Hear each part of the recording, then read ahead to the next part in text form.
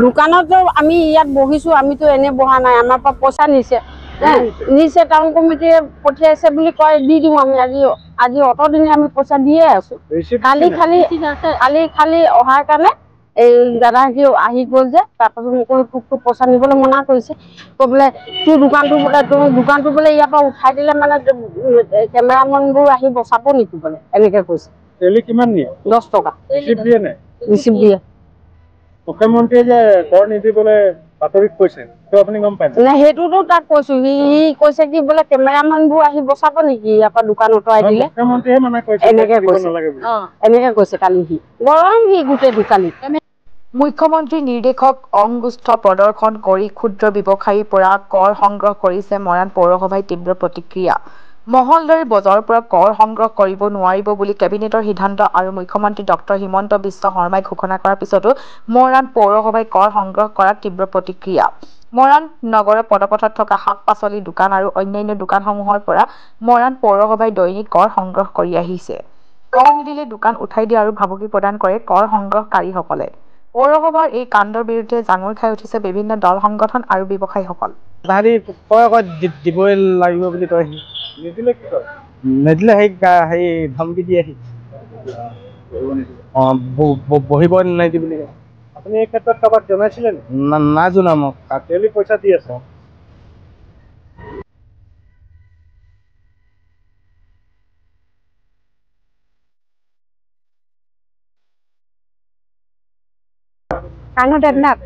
কি দোকান আছে আপোনাৰ? পাণ ঘণ্টি।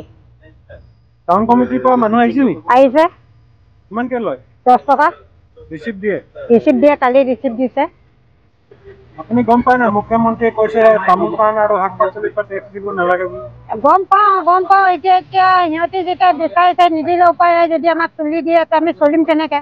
মোৰ ঘৰৰ মতা মানুহ নাই, ল'ৰা নাই, ছোৱালী 4জনী, মই ইভাগে চলি আছো। নিদিম মানে পইচাটো নিদিলেতো আপোনালোকে বহিব নাপাব, এনেকে কয়। আমাৰতো এতিয়া বাধ্য কৰি দিবই লাগিব পইচাটো, তেতিয়াহ'লে আমিতো ইভাগে চলি আছো। কি নাম আপোনাৰ? মোৰ নামটো অমৰ ফুকন। কোন গাঁৱৰ পৰা আহিছে? মই বকপৰা। পাচলি দোকান ইয়াত ডেইলি দিয়ে? হয়। কৰ সংগ্ৰহ হৈছে নি? কৰ সংগ্ৰহ পইচা দি আছে। কিমান দি আছে? ডেইলি 20 টকাকে। কোনে নিয়ে? এইটো ল'ৰাটোৰ নামটো নাজানো নহয়। ৰিচিপ্ট দিয়ে নাই? ৰিচিপ্ট দিয়ে। কিহৰ ৰিচিপ্ট দিয়ে? মিউনিচিপালিটি বৰ্ডৰ। শাক পাচলি বেপাৰীৰ পৰা কৰ সংগ্ৰহ বন্ধ কৰি ৰাখিছে, আপুনি গম পায়? পাওঁ। তাৰপিছতো আপুনি কিয় কৰ দি আছে? তাহাঁতি কয় দিবই লাগিব বুলি কয়। নিদিলে কি কয়? নিদিলে সেই ধমকি দিয়ে সি, বহিব নিদি বুলি কয়। মই পাণ ঘুমটি দিছো। কৰ সংগ্ৰহ হৈ আছে নি? ডেইলিটো নিয়ে থাকে আমাৰ পৰা। ডেইলি 10 টকা। ৰিচিপ্ট দিয়ে। আপুনি গম পায় নাই মুখ্যমন্ত্ৰীয়ে এইটো বন্ধ কৰিছে? আমিতো কালি শুনিছো, শুনাৰ পিছত আমি কোৱাৰ পিছত আমাকতো ধেৰ কিবা কিবিয়ে বকি থৈ গৈছে। কোনে? টাউন কমিটিৰ মানুহে। আৰু বোলে ৰিচিপ্ট বোলে ইয়াৰ পৰা যদি উঠাই দিয়ে বোলে কি কৰিব বোলে, কেনেকে খাব বোলে, তেনে কৈছে। তাৰপিছত মইতো আমি ডেইলি 10 টকা নিয়ে থাকো। আমিতো ডেইলিটো দিলেতো 150 টকাকে 300 টকা হয়, ডেইলি 10 টকাকে নিলে মাতে। এইবোৰ কিবা কিবি কৈছে আৰু। তাৰপিছত মই তাৰপৰা মাছা নামাতিলো, তাৰপৰা গ'লগৈ। দোকান উঠাই দিয়া ভাবুকি দিছে, দিবই লাগিব, ডেইলি 10 টকা দিবই লাগিব। আমাক বোলে হেৰিয়াৰ পৰা বোলে অফিচৰ পৰা বোলে আমাক মানা নাই কৰা নহয় বোলে, অফিচৰ পৰা মানা কৰিলে আমি বোলে বোলে নুতুলিম, তেনেকে মুখ্যমন্ত্ৰীৰ কথাটোতো আমি কালিহে শুনিছো, বাতৰি দি আছে বুলি। আজি দিব নিদিয়ে? আজি জানো এতিয়া আহিলে কি হয়। আমাকতো কালি আমিতো দুজনীয়ে কালি নিদিলো, কিন্তু এই মূৰগৰাকীয়ে দি পঠিয়ালে। নিশ্চয় অতি দুৰ্ভাগ্যজনক কথা। আৰু লগে লগে অসমৰ মাননীয় মুখ্যমন্ত্ৰী ডক্টৰ হিমন্ত বিশ্ব শৰ্মা ডাঙৰীয়াক বা চৰকাৰখনক বা কেবিনেটক যিটো সিদ্ধান্ত, সেই সিদ্ধান্তক আমি আদৰণি জনাইছোঁ। কাৰণ যিসকল নিম্ন মধ্যবিত্ত লোক এই গাঁও অঞ্চলৰ পৰা চহৰ অঞ্চললৈ আহে, তামোল পাণ লৈয়ে বা শাক পাচলি লৈ আহে, তেওঁলোকৰ পৰা কৰ সংগ্ৰহ যিটো হৈ আছিলে, গতিকে মহলদাৰক সেই কৰ সংগ্ৰহ নকৰিবৰ কাৰণে কেবিনেটত সিদ্ধান্ত কৰি লগে লগে তেখেতে সংবাদমেল যোগেদি সমগ্ৰ অসমবাসীক তেখেতে এই কথাটো জনাই দিলে। সেয়া বৈধ মহলদাৰেই হওক বা অবৈধ মহলদাৰেই হওক।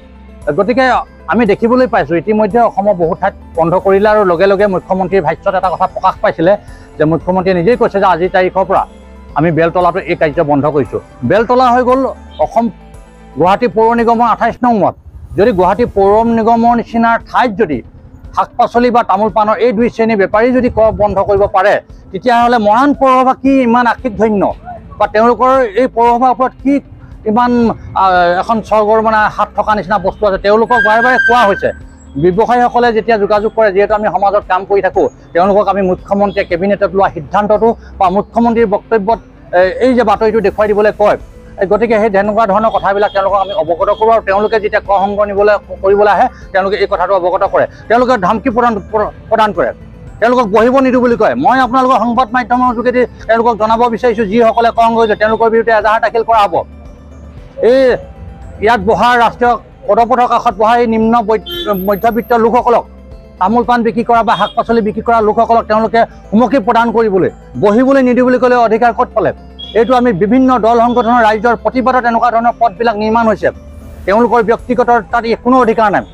গতিকে এনেধৰণে তেওঁলোকে যিটো কৰি আছে গতিকে এই কাৰ্যক মৰাণ পৌৰ সভাই কিন্তু উত্তৰ দিব লাগিব গতিকে এই আপোনালোকৰ সংবাদ মাধ্যমৰ যোগেদি মুখ্যমন্ত্ৰী কেবিনেটৰ যিটো সিদ্ধান্ত মুখ্যমন্ত্ৰী মহোদয়ে সংবাদমেলৰ যোগেদি যিটো সমগ্ৰ অসমবাসীক জনাইছিলে ইয়াৰ প্ৰত্যুত্তৰ কিন্তু মৰাণ পৌৰসভা আৰু মই মুখ্যমন্ত্ৰী মহোদয়ক দৃষ্টিগোচৰ কৰিছোঁ জিলা আয়ুক্তক চৰাইদেউ জিলা আয়ুক্তক দৃষ্টিগোচৰ কৰিছোঁ বিভাগীয় কৰ্তৃপক্ষক দৃষ্টিগোচৰ কৰিছোঁ মাননীয় মন্ত্ৰী মহোদয়ক যোগেন মোহন ডাঙৰীয়া আছে তেখেতক আমি দৃষ্টিগোচৰ কৰিছোঁ কাৰণ কি কাৰণে ইয়াত এনেকুৱা ধৰণৰ হ'ব পাৰিছে মৰাণ ইটো চাইডে লগে বন্ধ হৈ গ'ল আৰু লগে সমান্তৰালভাৱে ইয়াত কিন্তু এটা কথা আহিব মৰাণ পৌৰসভা অন্তৰ্গত যিমানবিলাক কৰ সংগ্ৰহ কৰি থকা হৈছে সেই কৰ সংগ্ৰহ কৰিবৰ কাৰণে তেওঁলোকে নিবিদ আহ্বান কৰিছিলে নে নাই কৰা জাননী দিছিলে নে নাই দিয়া এইবিলাক বৈধ নে অবৈধ কৰ সংগ্ৰহ কৰিবৰ কাৰণে যিটো মাচুল নিৰিখ নিৰ্ধাৰণ কৰি দিয়াছিলে এই নিৰ্ধাৰণবিলাক আচলতে সৰ্বসন্মতিক্ৰমে লোৱা হৈছিলে নাই লোৱা এই সকলোখিনি কথা কিন্তু কেঁচু খাটোতে সাপ পিটিয়া কিন্তু ওলাব এই কথাটো আপোনালোকৰ সংবাদ মাধ্যমৰ যোগেদি মই স্পষ্ট কৰিছোঁ